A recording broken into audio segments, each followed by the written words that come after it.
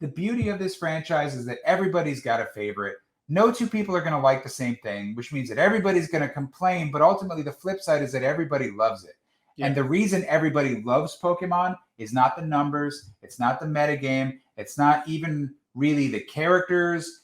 It's the Pokemon and the bonds that we forge with them. And in order to reinforce that, in order for us to teach Pokemon the power that's inside, you teach me, they also, they need to teach us as well. And in order to do that, you need to increase anything that builds immersion. And that comes down to not just having a town with things inside of it in a sort of day-night cycle and maybe a side quest here or there. I think it's still like the thing that's bugging me. The thing I want most is I want IVs and EVs completely deleted.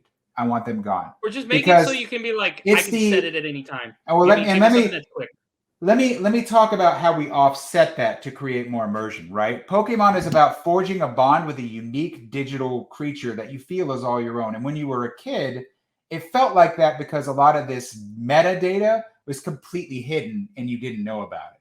So you really felt like my Charizard is a little bit stronger than yours. And you didn't know why.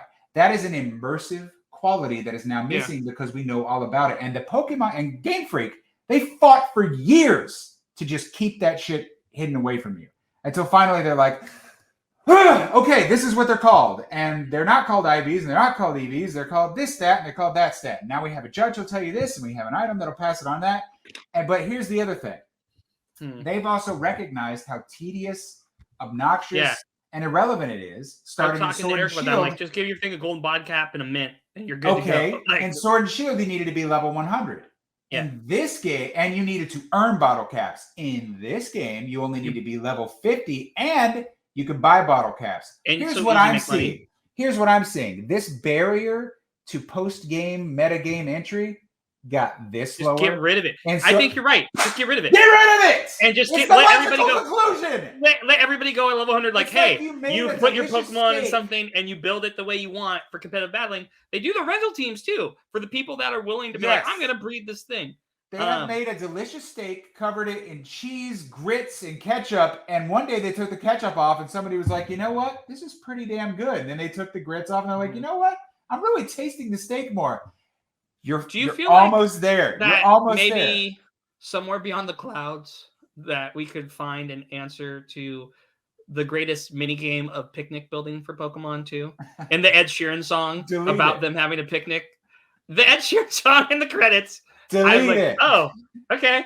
The picnic minigame is maybe up there with Blitzball for me. I'm always pissed when my sandwich falls apart. I never make a pre-make. I'll give you one trick for free. One trick for free is that you don't have to put the bread on top. You can toss it off the side. But here's the last thing I want to bring up. This is something I talked about on that stream.